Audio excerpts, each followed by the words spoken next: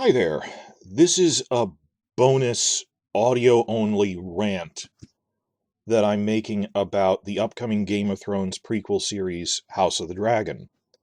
I split it off from a separate video talking about we're trying to analyze why did they change some of the heraldry, and we suspect that there is a reason they made a change. Doesn't matter what change it was. We suspect they made a change in a way that will have an in-universe explanation that makes sense with the books. Basically, that, well, maybe they changed the heraldry to show that it's a different time period, but assuredly by the end of season one, they'll transition to the later one. Which makes sense, it's a different time period. Maybe they're showing art changed over time. That happens in real life. But it brought up an issue which is really central to Game of Thrones fandom. The phenomenon of honeypotting. So this video is about the dangers of honeypotting, and it's a warning going forward every time we get new info from House of the Dragon.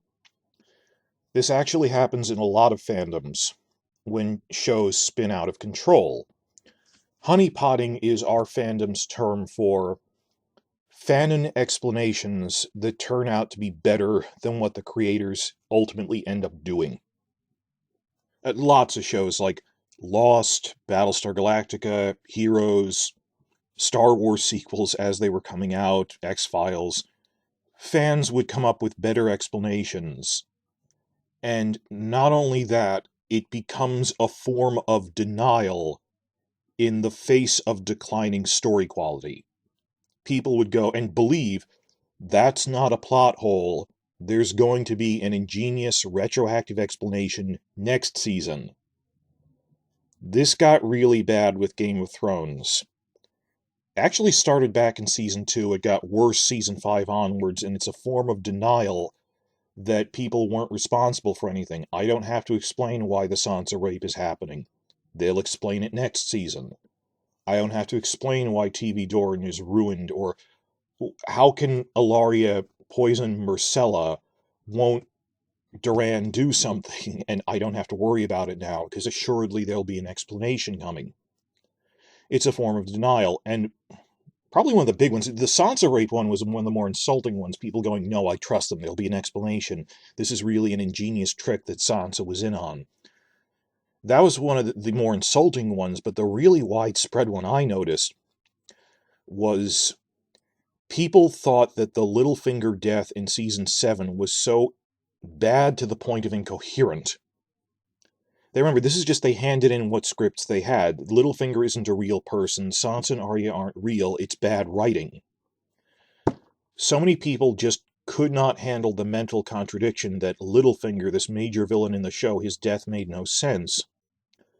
It was a widespread fan theory that that wasn't really Littlefinger. That was a faceless man who got killed as some sort of fake-out. And this happened with a lot of other characters. It's seemingly any time someone died in a way that made no sense, well, that was just a shapeshifter. Assuredly, they're still alive, and this is a fake-out. And it wasn't just a fan theory. It became so widespread, people believed it as an article of faith. They took it as fact. And the theorization went out of control on Game of Thrones, and it's not special. I've seen this on other shows.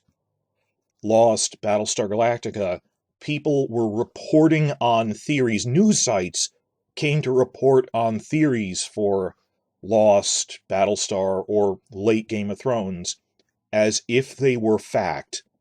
Because otherwise, the news sites had a choice between report on how this makes no sense. From a logic standpoint, it doesn't hold up. But they wanted to hype the show. They don't report negatively. And the only positive thing they could report on was crazy theories that would somehow make it make sense. That, no, that character will spring from the grave, and this was all a fake-out. So it's not something unique, though the scale of it was huge, because it was a huge show. I've never seen it on this scale before. It's not that surprising, but I'm surprised that the media let it get this bad. That people going into season 8 genuinely thought everything would make sense. And it's not just, oh, they didn't stick the landing on the final season. The entire second half of the show is nonsense. And in many ways, this was going on since the beginning. Particularly, Season 2 was not as well received as Season 1, because they made these bizarre changes with no explanation.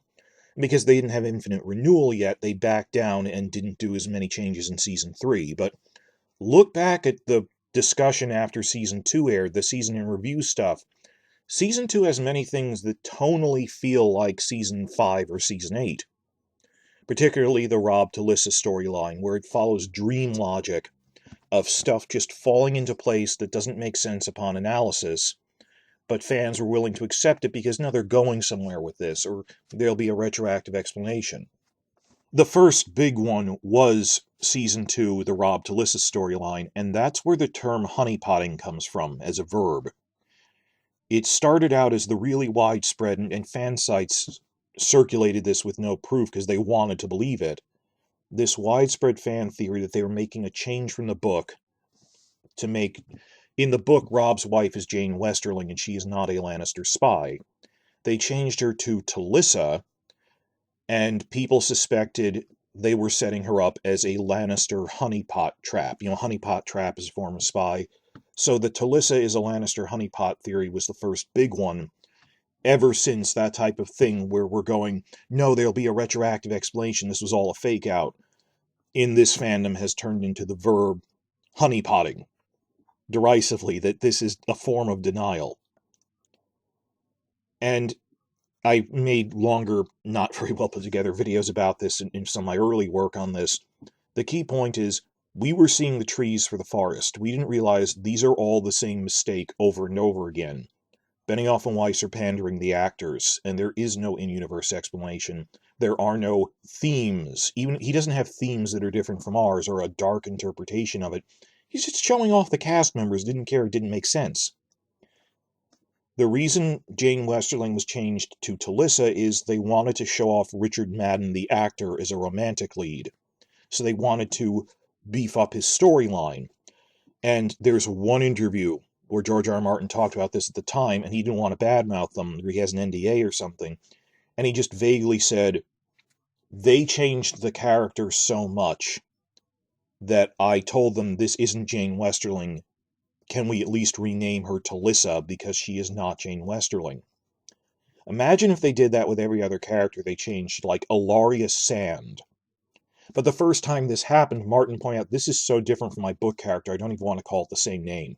That in the books, it's not a romance, that out of grief he has sex with a nurse, a noblewoman who's healing him, and out of his sense of honor, he marries her. It isn't an epic romance. It's actually a deconstruction of a romance. And they wanted to push Madden as a romantic lead by making up this romantic storyline that simply didn't exist, of star-crossed lovers or something. And they were really pushing it. That is why it exists. They've even said that. We wanted to show off Richard Madden. They say it confidently, in a confident voice. They say, well, didn't you want to show off Richard Madden? Not by gutting his character. They care more about showing them off, which in turn is they're riding the coattails of the actors, and some actors they're pushing for Emmy Awards. Like the Sansa rape, all this other stuff, or the crazy White Hunt stuff in Season 7. There isn't a retroactive explanation. They randomly wanted to show off Kit Harington. They wanted to randomly show off Emilia Clarke. This has nothing to do with the fictional storyline. They are not writers. Any more than you could defend, it's out-of-universe explanations. Any more than you can defend, well, this is why Season 8 is the way it is for story reasons. Season 8 and Season 7 are truncated and shortened because they wanted to run off to make movies. There was more story. There was an out-of-universe explanation. You can't find an in-universe one. And I'm not criticizing everyone else so much as myself. I'm disgusted at myself. My anger at other people is anger at myself that I fell for this the first couple of seasons. That Season 2, I was willing to accept that they're going somewhere with this. Even Season 5, I was so shocked and in so much denial.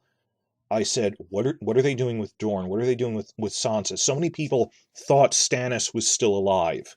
There's no way you killed him off like this. This is a fake out. That's honeypotting. That even through the end of Season 5, I thought all this was a fake out.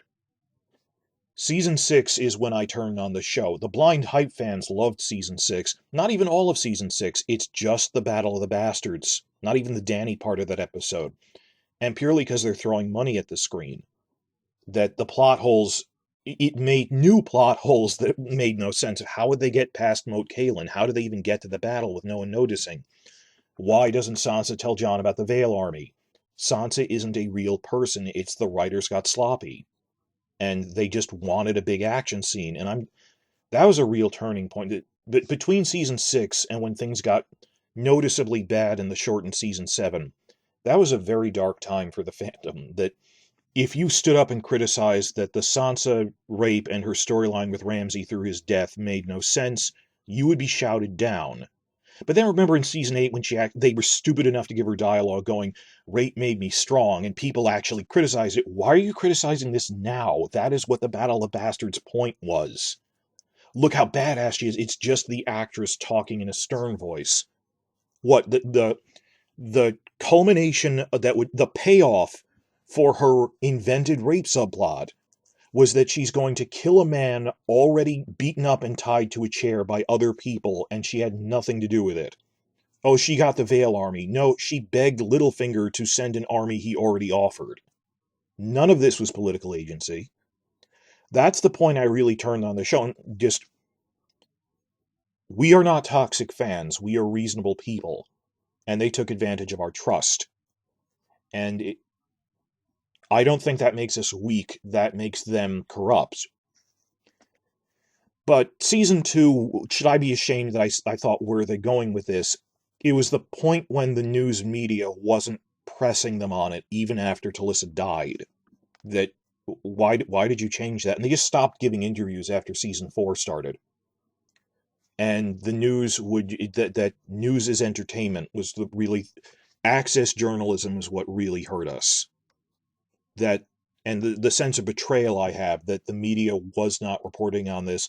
They were hesitant to even criticize the Sansa rape through Season 8. They just learned to stop talking about it. Why was Season 8 so bad? Because it was already a really bad show and enough fail-safes had to break. Enough of the gatekeepers, the watchmen, the social gadflies in the news media who should be entertainment journalists, the major publications giving detailed criticisms of this makes no sense, were just enthralled by it. But this show it's not, there were warning signs before Season 8. Remember how freaked out we were by the Sansa rape and killing Stannis? The racism of TV Dorne? You want a good girl, but you need the bad. There were warning signs in Seasons 1 and 2. It was a dumpster fire from Season 5 onwards, and people just wanted to pretend it wasn't there. They were living in denial. There is no graphite on the ground at Chernobyl. Everything is fine. And from a detached scientific standpoint, this level of denial was fascinating. Like, I've seen this in other shows, like Battlestar Galactica was in a severe decline before its final season aired. Like, Season 3 was god-awful. Then they actually split their 4th season in half, and aired a full year apart, so they had functionally 5 seasons. People freaked out only after the very last episode aired of that. Because up until the last moment, they thought there would be a retroactive explanation of everything that made no sense. I think the same thing happened with Lost and other shows. TV Tropes calls this the Chris Carter effect. People are willing to go, no, there's more mysteries that'll later explain it. Well, it's a variant of the Chris Carter effect. It shows like the X-Files that he made and other things. No, this doesn't make sense now, but it will later. But it wasn't even a plot mystery. It's like Stannis dying. People just went, I refuse to believe they would kill off Stannis like this. It must be a fake out. I thought that. But this had really reached its limit. Like, it's not unreasonable. Like, they didn't mention Tysha as the reason Tyrion actually kills Tywin. This utter betrayal that Tywin really is that petty. And I honestly thought maybe they're setting it up next season. Or particularly like Lady Stoneheart. We had every reason to think, well, why would we jump to the conclusion that they're cutting that when they could just as easily do it next season? But by the time it came to be payoff, people were just in they stopped caring, and it's so weird how seasons 6, 7, and 8, as they aired, were the most watched and most popular seasons. The viewership was never higher than for like the season 8 premiere, you understand. Despite everything that had happened before that. And I think it's that the attentive fans had left, and a lot of people are just casual viewers watching for the tits and dragons. They like watching expensive special effects, and that has no staying power. So okay, you had the Battle of the Bastards. It was a big action scene, an achievement by the stuntmen and directors, which made no sense and has no rewatch value other than as an action scene. Not even as an action scene, since there's no reason why the armies are doing what they're doing. Their tactics make no sense, any more than they made sense in the Long Night one, where let's put our trebuchets in front of our infantry. Let's position the entire army in front of the castle walls and make a headlong attack with our cavalry into blind darkness. Just, it's always been nonsense. I really like a description someone gave in a review for an unrelated show. It was actually a Star Trek episode about dream logic. Now, I've said this before, that things were falling into place like dream logic, where they don't make sense upon analysis. And that's just a sign of bad writing. When events are falling into place because the writing required it, there isn't really an in-universe reason, or it doesn't make sense. And what this reviewer verbalized that I hadn't verbalized before was, it's not random events, because if it's truly random, people wouldn't watch, and it'd be very obvious it makes no sense. Dreams, real dreams, the phrase was, follow a progression of events. They just don't have a reason behind them. That true randomness isn't ordered. An if-then statement. Well, if we do this, then we do this. Or, we have to go to Winterfell because X. We have to go to Winterfell because the giant space bats are attacking. We can fly a dragon from Dragonstone to the Wall in an hour because dragons can teleport. Literally. Or we have to capture a white because we have to convince the insane Cersei, who is already willing to kill her own family, to side with us, who Tyrion would know is insane. That, you see, it does follow logic clauses of if this, then this. We have to do X because of Y. It follows the semblance of a logical progression. Dream logic, that we have to do X because of Y. And in the dream, you don't pause to think that that doesn't follow logically from one point to the next. But in a TV show with swelling music, really good music, with a lot of special effects, you're willing to just go with the flow like a dream. That there is a progression of events, and it's so weird when you see people repeating it back at you, like Battle of the Bastards stuff. When I'd say, wait, they had to do that because of that, but that makes no sense, and they'll just repeat it back at you. Well, of course they had to do that. How else would they do this? Case in point, Benioff and Weiss would actually say that downstream thinking, deflecting about the Sansa rape, well, once we married Sansa to a rapist, of course we had to have him rape her. Otherwise it would make no sense. That progression of events of, well, Sansa has to marry Ramsay because this marriage strike will destabilize the Boltons. That is what Littlefinger said. You will marry Ramsay Bolton to destroy them from within. How? And I'd see people repeating that. Well, of course Sansa had to marry him. And they're really just carbon copy. They are repeating what the show said with no filter and not applying their own thought to it. Repeating the if-then statement. Well, of course they had to marry Sansa because of why. Or, why is Ilaria killing Doran? Well, because she has to avenge Doran's brother. There is no logic. You're just repeating that there is a statement of because, if then, that there is a progression. But it makes no sense. That is what dream logic is. Through the beginning of the show, at least the first 2/3, people would do the honeypotting thing. No, even through season 7, there was some, well, Littlefinger can't be dead. There's going to be a fake out for this. that since season 2 they were going, this isn't bad writing, it's a fake out. And I think that's one of the reasons why season 8 may have hit people so hard, is there wasn't the promise of another season to retroactively make up for things. How many people didn't ask for a redo of season 8, but I mean, it was a widespread thing. Let's have a season 9 because we desperately need to undo what happened last season. That nothing after season 5 could make up for the Sansa rape. It doesn't matter. It's already happened. They can't retcon. It's a form of denial. That, no, next season will be a fake out of this. When has that ever happened, that something was a fake out that they revealed the next season? So basically people wanted season 9 to be like a season erasing dream episode or something like Dallas infamously did. That it is weird. And I'm not criticizing Talking Thrones, who's another one of the big surviving Game of Thrones channels. He put a lot of effort into this is how I would have done a season 9. He actually put thought into that. I wouldn't have done that. I appreciate that he put work into it, and that his project was a form of criticism that, no, season 8 was not perfect. Fair enough that you would want. I don't philosophically think a season 9 could retroactively fix it. I think he did as good of a job as anyone could have with his theoretical, as a thought experiment of what could have been done to be better. At least it's holding up a sign saying season 8 is not good. You need another season. You would at least try to make another season to fix it. But philosophically, I don't think you can. But other people had their own ideas for a season 9, which were not as good as the ideas Talking Thrones came up with. It.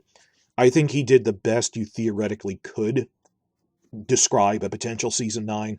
I just think that's philosophically impossible. That what we're dealing with is the entire second half of the show is awful. We need a new adaptation from start to finish. That even if you made a theoretical season 9 as a comic or something, why only redo now? Why? I want to erase the Sansa rape. I want to have Dorne from the books like Arianne Martell. Too much was already gone for it to be anything.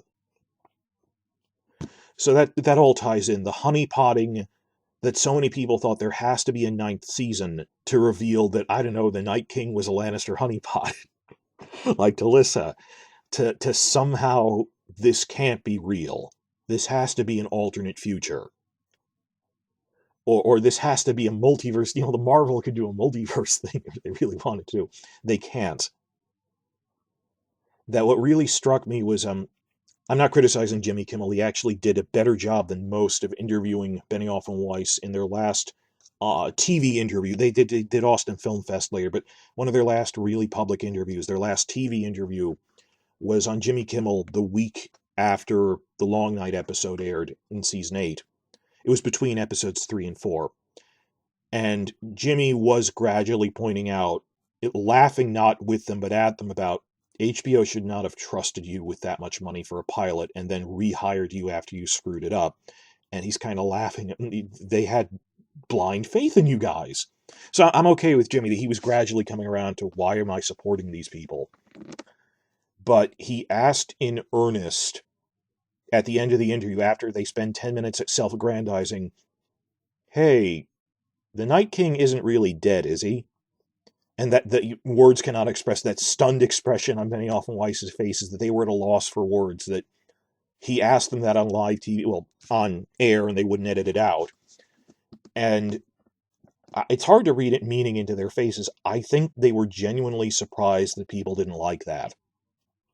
That people didn't like the death of the Night King, and that there was a widespread theory for like a week that, no, this is a fake out, right? He's going to come around, swoop around, and attack King's Landing. There's no way this is real. That people, again, it's honeypotting.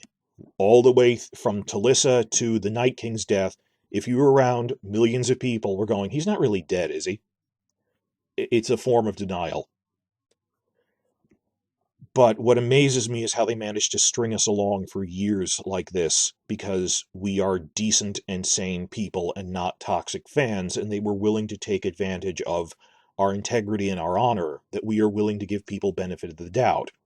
Like Ned Stark, that it's easy to lie to Ned Stark because he has faith in people, because he's being fair, because there's due process, that you don't assume guilty until proven innocent. And it wasn't even Benioff and Weiss that much as the seasons progressed. By season 4, they weren't giving interviews. Increasingly, it was Brian Cogman, who, Brian Cogman is not just a guy doing his job. He is not your friend. He was better at pretending to be nice than they were. And I'm going to do a whole video series on this eventually, that people liked his episodes a bit more because he wasn't as egotistical enough to intentionally make changes as much. But he would defend Benioff and Weiss and really loved their changes anyway. And he went along with it, that whatever rescue fantasies you have, that no, he was silently suffering. I have posted clips of him in the Blu-ray commentaries through Season 8, laughing at fan criticisms, like Season 8, literally bursting into laughter at people who complained there was plot armor, that most characters survived the Long Night battle. They hyped it up as half the cast is going to die, and then they didn't. Or plot inconsistencies he would laugh about and mock the fans. It's not on video in the inside the episodes, like Benioff and Weiss stupidly were acting like idiots in the inside the episode that everyone watched after season 8. But Cogman is like that, just in lower scale, smaller scale interviews. The mask drops, and he is really a manipulative social climber. And he even describes it. He goes, I'm going to post clips of this. I pretend to be nice to manipulate people. There's a whole speech he actually gives about that. He calls it the Iago routine. Pretending to be nice. Like Iago, the Shakespeare villain. That I realized that this is all performance. That Benioff and Weiss are doing a cool guy, suave, hotshot writer performance. Cogman is doing the I'm pretending to be the nice guy who a shoulder to cry on, humble guy to be there for you, supportive, unassuming guy. And this is a mask. This is a performance for the cameras. And you've seen like how much by like the season 8 Comic-Con panel, when they're doing pre-rehearsed dialogue, there was an earlier interview, they pre-rehearsed all of their interaction with the host in an earlier interview, which they were stupid enough to post online for Entertainment Weekly. And then he did the exact same jokes with them. I have that. Tell me if you remember this. I posted this when it happened. Intercut, showing this is all staged and scripted. What we saw of Benioff and Weiss and even Cogman was heavily staged and scripted, that there's no such thing as an authentic behind-the-scenes video. So like the inside the episodes for season 2, you realize that isn't their normal speaking voice. He's reading off a card. He's acting knowledgeable when he really isn't. And just, I've seen enough other interviews that this is not, Cogman is a manipulative bastard. And a social climber. He used to sell ink cartridges. His wife was Benioff's babysitter for his children. And the ambulance chasing of the waiter who in Hollywood who dreams of passing off his script to a writer, he did that with Benioff, that, hey, I'm your babysitter's husband, here's a script I did, and he took him under his wing. He needed a loyal lackey, that he knew Cogman could be a good yes man and sycophant, and he made Cogman a staff writer over real career professional writers. And then at Austin Film Fest, he bragged about it, that why not Brian? HBO was pressuring me to hire a full staff of real writers, but why not Brian? That, I know I went on a rant there. The thing is, come seasons 3 and 4, it would be Cogman doing damage control more than them. And there was one interview that Cogman did with Westeros.org in season 3. He would still do interviews for a while after they stopped. And I remember distinctly a point asking Cogman, wait, why did you change that? You cut something from the books. Will that be in next season? And are we going to see this thing or not? And he'll go, well, I don't know. Maybe we cut it. Maybe we didn't. Wait until next season. And he's lying. He knows it's not next season. I think it was, if memory serves, it's something like, does Euron in the TV show have the dragon horn from Valyria that he does in the books, which is a major plot point? There's this huge war horn that can bind dragons to his will. When he showed up in season 6, he didn't have it. And Cogman would say stuff like, but maybe we're holding off on the reveal till next year. But this is after the point, after season 6 aired, I realized they're lying to us. They're just stringing us along with false promises that, that thing we cut, don't worry, we'll bring it in next season. That never happens. or except a few isolated cases where they were clearly setting up, like, well, Stannis isn't in season 1, but they mention him, he'll come in later because he's a book character. But the honeypotting, where it wasn't just they could plausibly introduce this character later. I mean, like Euron, for example, they could plausibly introduce in season 6. They don't need to introduce him in season 2. That we were in denial and willing to say this was a fake out. Next year, that character is going to be revealed to still be alive. And how long have I been ranting here? 30 minutes, sorry. This is a bonus rant from another thing that cut it for time. I am really worried going into House of the Dragon that the shattered fan infrastructure has not recovered enough, and we will make the same mistakes. Well, not we. Everyone who got burned and hated season 8 and stuff no longer has blind faith in these writers. But I'm stunned at how long HBO was able to fake present these figureheads that Benioff doesn't even know how basic logistics of organizing a TV show work. He's deeply incompetent. Much less the writing. He doesn't know a first thing about cinematography, nor does Cogman. And I compared this before to Amazon's The Boys, the thing with Homelander and the other superheroes.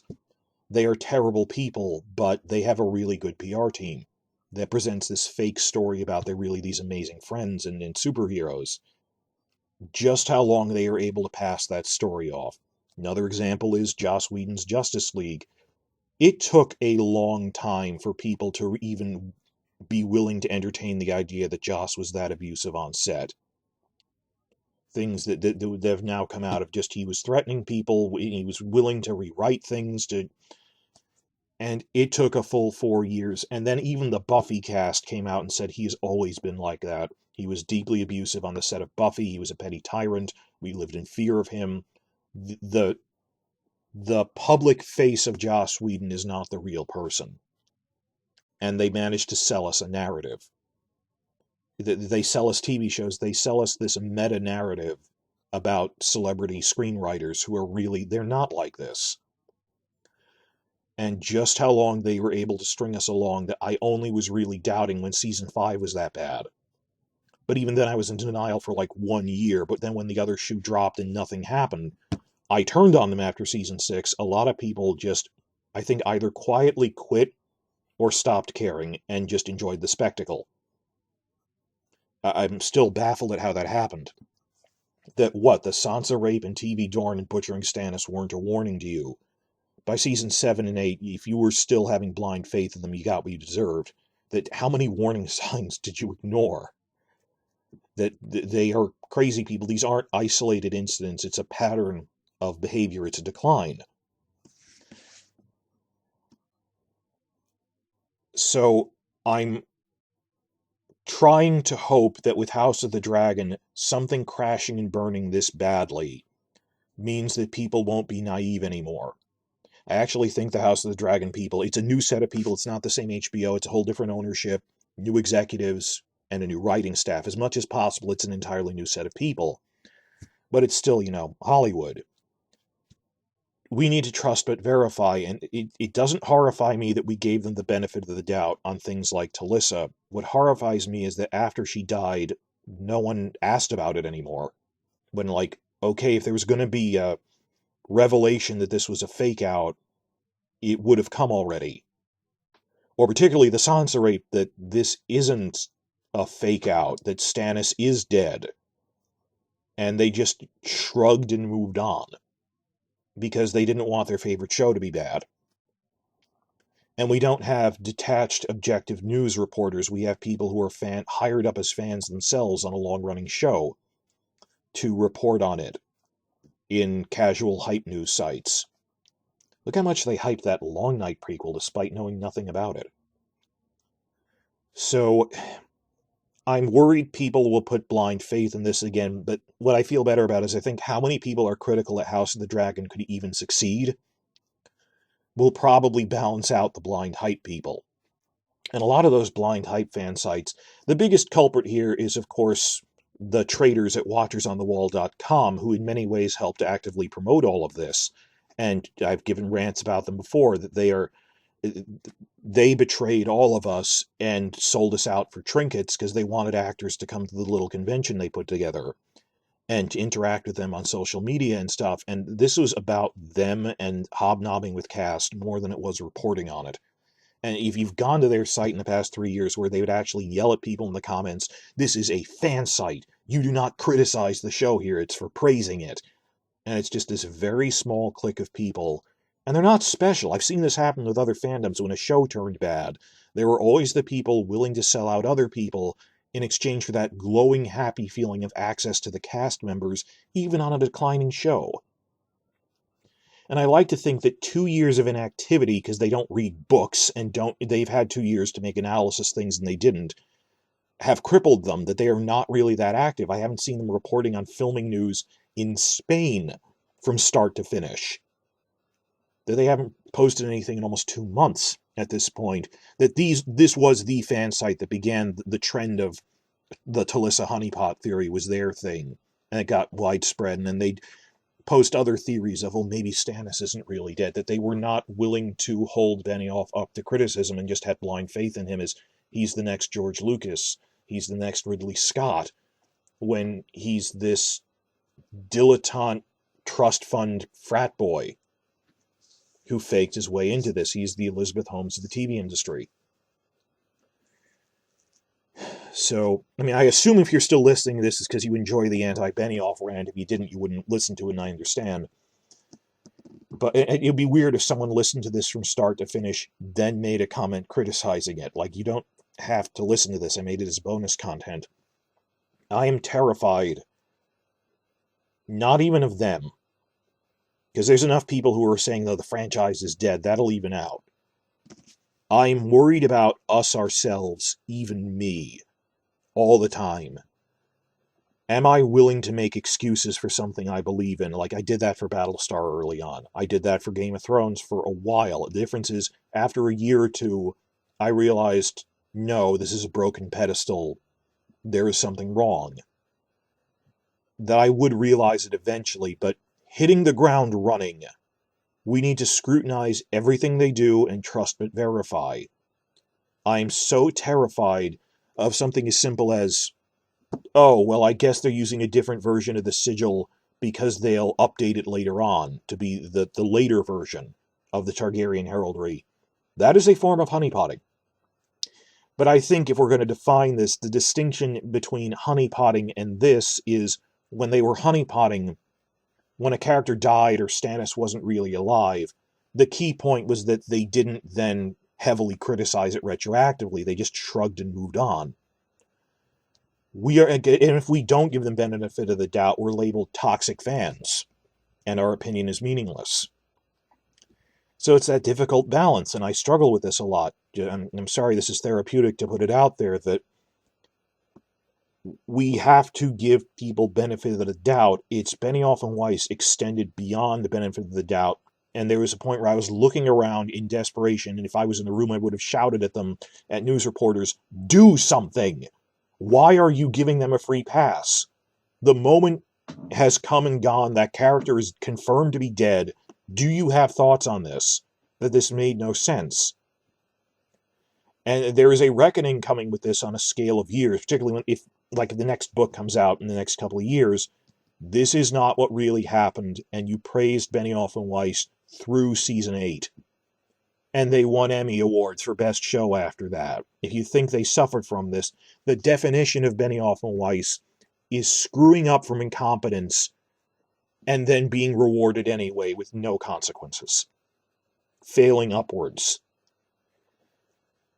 So I guess that's part of what honeypotting ties into, the trend of failing upwards, that we're willing to give them the benefit of the doubt, nothing happens, and then they fail upwards anyway.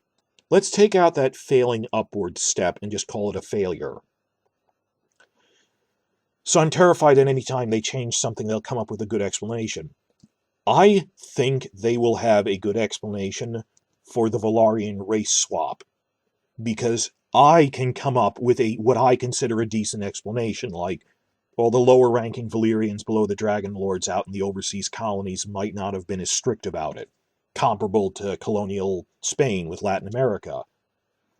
That's what I consider a good explanation. What if they give a bad one? that I should not go into this assuming that they will give a good explanation, because Benioff and Weiss couldn't pour piss out of a boot if the instructions were printed on the heel. That they originated problems. It's not just, oh, the problems of adaptation. They originated stupid problems. So for all I know, they're going to have what I consider a really stupid explanation for the Velaryons, which would be even more insulting when I think there's actually explanations you could use. Well, they're a large and diverse empire. Maybe people out in the fringes weren't as strict about it, about blood purity. The thing with honeypotting and with the heraldry is, just because a good explanation theoretically exists that fans can come up with, Fanon explanations, doesn't mean that's the thing they're ultimately going to go with. Look at like a Star Wars sequel trilogy with the Rey's parents thing, where they flip-flop between different things. Just because you come up with a good answer doesn't mean it's the one they're going to use. So don't extend them that blind faith, that there's this amazing reveal we're waiting for Rey's parents. I actually don't think what they ultimately did was that bad. It's just, if you were going to make her Palpatine's granddaughter, you should have been setting it up since the first one. That isn't a bad idea on paper. It's just, you switched course twice. It feels tacked on because it is. Even if it was a good idea, you needed to set it up farther in advance than you did, and you came to it too late. So it feels disjointed. And in some ways, that's worse to me when the execution is worse than the idea on paper. So we have to be on guard, not just from news sites, but from ourselves on a scale of years. Because I've seen good shows, even with a good team of writers, that eventually decline. What if they don't actually have good explanations for things they've changed? We shouldn't assume they will. We should always be the gatekeepers, the watchmen, holding them up. We watch the watchmen. We need to hold them up to that scrutiny all the time, because a travesty on the scale of the crazy person running this for a decade with no oversight was allowed to happen, and should be a wake-up call instead of shrugging and moving on.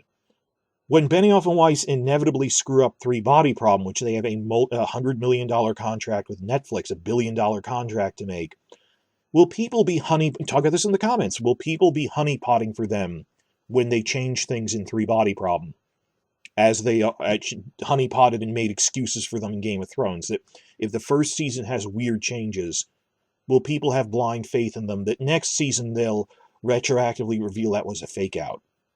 No, it was not a plot hole. I like to think that the spell has been broken and people realize the Emperor is naked, and they will never be able to get away with that free pass ever again. So I worry about them. I worry about myself on any project I love, that ultimately, what if there really were problems behind the scenes that we didn't know about on major franchises? And we were strung along with the belief that retroactively there will be an explanation for this. But no, the key point is, when the explanation comes and it's bad, the media really needs to hold it up to criticism. And since 2008 to 2010, there's been a real shift in the entertainment industry, particularly at the Comic-Cons, that the entertainment industry bought the Comic-Cons, and now they're promotional events for them. You don't criticize Justice League at their own thing. So I don't know what's going to happen. I like to think that Season 8 failing, even if people don't admit it was going on, disastrous in Season 5, Season 8 was such a dumpster fire. There's some people going, oh, it's just the last season. That I think enough people realize it was more than just the last season, that this has become a meme that no one can control. So now, Benioff and Weiss, and whatever project they move on to next, or House of the Dragon, will be held up to higher scrutiny, as it should be. I mean, look at the world. The Wheel of Time just came. I was going to say the World of Time. The Wheel of Time series just came out, and people are holding it up to criticism and scrutiny. I was watching reviews of that the other day. I spent yesterday watching a lot of blind reaction videos by channels unfamiliar with the books to the first House of the Dragon teaser trailer. And I was worried by the comments. If you look hard enough, you'll find people who forgive Season 8. And that freaked the hell out of me. that I'm worried when we have blind faith that they'll explain something. Well, then when they don't, it can't just go away. When, like, the Taisha reveal didn't happen, and Benioff and Weiss ingeniously discovered we just don't have to answer the phone. We don't have to do interviews anymore. Well, then, this isn't the only fandom that's ever had a controversy.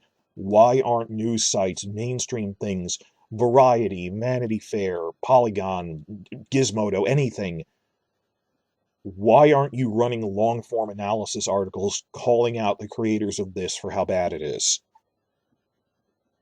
The only opportunity for criticism cannot literally be if we manage to catch them during a live Q&A, because they can deflect the question. The news media were the watchmen, and they let us down. They stabbed us in the back. They sold their souls.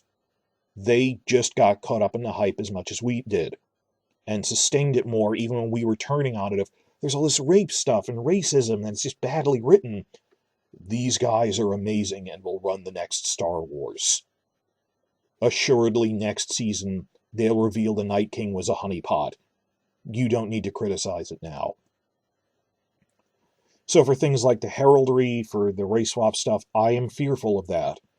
That, no, unless you have an explanation right now, there will be consequences. We will heavily criticize you. That the honeymoon period is long over, and there is retroactively a reckoning the entire fandom and news media needs to come with, that, dear God, we let this happen for this long. By that I mean comparable to the reckoning for Joss Whedon, that he has been like this for 20 years, and a lot of people just didn't want to believe it. They wanted to believe in the myth of Joss Whedon, this amazing fandom king, this fandom god. They wanted to believe in the myth of David Benioff, of Cogman, of all the others. And on a scale of 10 to 20 years, there needs to be exposés about what really happened. But to start with, no more blind faith, no more honeypotting. Thank you if you've listened to this long. I told you, this is an audio-only rant as a bonus video. I was feeling really blue about this. I was really angry about the heraldry, and I thought, well, maybe they're doing something clever with this. But then again, we always said, oh, maybe Benioff and Weiss are just doing something clever next season, and it never happened. Then again, these are new writers. I don't know, and I'm feeling really weird about this. Thank you for listening this long thing. It was very therapeutic. I did it for me I needed to get this off my chest. I'm sorry. And there isn't a lot of news this week, so thankfully it's not too bad. But I really look forward to your thoughts on this in the comments of the lies we tell ourselves and the denial we enter into that next season will retcon this. Will retroactively redeem this, and that never happened. So please, I really look forward to what your thoughts are on this.